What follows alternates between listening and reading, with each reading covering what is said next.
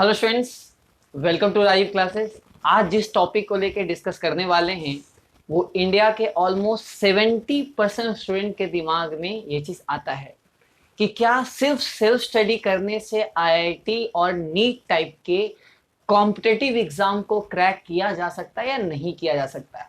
और ज्यादातर उन बच्चों के दिमाग में आता है जिनको ऐसा लगता है कि अरे यार फिर से फाइनेंशियल बर्डन आएगा, फिर से कोचिंग सेंटर जाना पड़ेगा, फिर से पेरेंट्स की डांट खानी पड़ी कि यार तुमसे कुछ हुआ नहीं, फिर से तुम्हें रिपीट करना पड़ रहा है।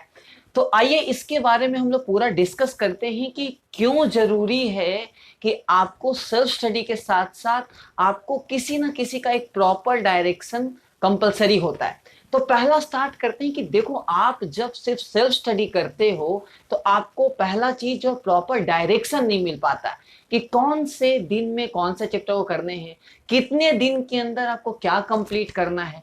पहला तो आपको प्रॉपर डायरेक्शन नहीं मिल पाता है। सेकेंड जो चीज है वो है लॉन्ग टर्म मोटिवेशन।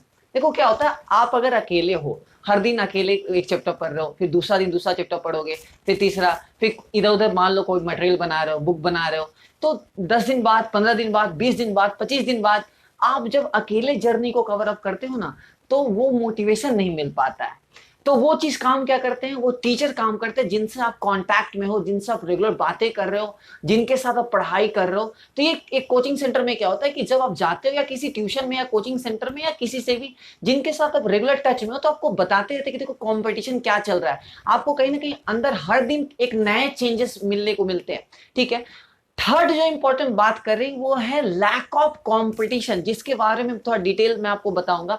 जैसे सपोज करो, मान लो कोटा की बात करें या जहां एक प्रॉपर कोचिंग हब है, जहां बच्चे हॉस्टल में रह रहे हैं, पढ़ाई कर रहे हैं, तो वहां का एक इन्वायरमेंट अलग होता है। क्या होता है, मान लो वो पढ़ाई कर रहा है, आज उसने रोटेशन खत्म कर दिया तो रोटेशन कंप्लीट कर लेगा। आज वो ऑर्गेनिक में इलेक्ट्रोफाइल न्यूक्लियोफाइल रिएक्शन कंप्लीट कर लिया है, एरोमेटिक कंप्लीट कर लिया है, तो तुम्हारे अंदर भी अगर भाई वो कंप्लीट कर चुका है, तुम्हें भी दोबारा कंप्लीट करना है। तो ये चीज क्या होता है कि आपके अंदर एक कंपटीशन की भावना लेके आती है और आपको अपने गोल को अचीव करने के साइड लेके जाता है।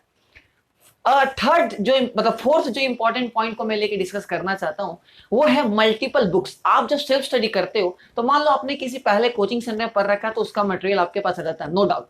लेकिन क्या होता है कि मान लो बहुत सारे ऐसे बच्चे जिन्होंने पहले भी कोचिंग नहीं किया है और इस साल भी सोच रहे हैं कि कोचिंग नहीं करना है, तो वो क्या करते हैं, अल्टीमेटली कोई ना कोई स्टैंडर्ड बुक उठा लेते हैं। मान लीजिए फिजिक्स की बात करें तो एसी वर्मा उठा लिया गया, डीसी पांडे उठा लिया गया, मान लो और भी अरिहंत के डिफरेंट बुक्स उठा लिए, प्रीवियस से उठा लिए, उसको बनाना शुरू कर दिए। ऑर्गेनिक की बात करें तो ओवरऑल जो है आपने कोई भी ऑर्गेनिक का बुक उठाने, या सपोज करो कुछ भी आप पढ़ रहे हो, फिजिकल की बात करें, उसी तरह इनऑर्गेनिक की बात करें, कोई भी आपने थ्योरी बुक उठा लिया, न्यूमेरिकल बेस्ड प्रॉब्लम उठा लिए और आज एक थ्योरी पढ़ रहे हो और आपको उस चैप्टर में ये नहीं पता है कि कौन से एरिया से ज्यादा क्वेश्चन आता है, कौन से एरिया से कम क्वेश्चन आता है। तो ये बात पता नहीं होता बच्चे को, और इसी एरिया से हमें पता चलता है फिफ्थ पॉइंट जो है मिस्टेकन एरिया, कि किसी भी चैप्टर में कहां आप मिस्टेक कर सकते हो और कहां मिस्टेक नहीं कर सकते। तो वो आपको टीचर एक फैकल्टी बताते हैं। सपोज करो मान लो हम लोग पढ़ा रहे हैं तो हम लोग बच्चे को बताते थे, जो भी फैकल्टी पढ़ा रहे हो बच्चे को बताते हैं कि देखो ये तुम मिस्टेक कर सकते हो, ये तुम नहीं सोच पाओगे वहां,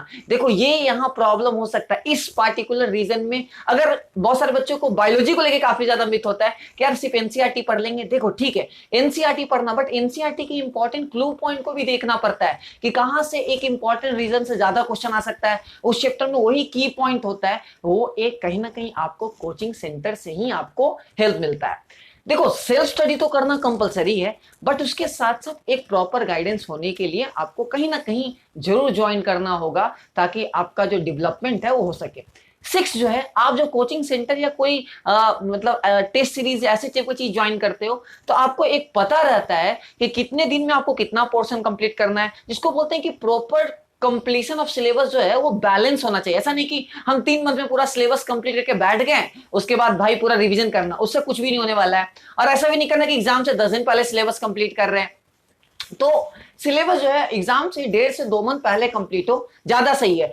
4 महीना पहले कंप्लीट करके आप क्या करोगे, अल्टीमेटली आपका जो है प्रैक्टिस बना रहना चाहिए। तो ये सब जो चीज है 5 से 6 पॉइंट, वो सेल्फ स्टडी में सिर्फ और सिर्फ आप अगर सेल्फ स्टडी करते हो तो ये सारे पॉइंट्स निग्लेक्ट हो जाते हैं और अल्टीमेटली आप क्या हो, कहीं ना कहीं डिप्रेस हो जाओगे और रिजल्ट आपके हाथ में कुछ नहीं लगेगा।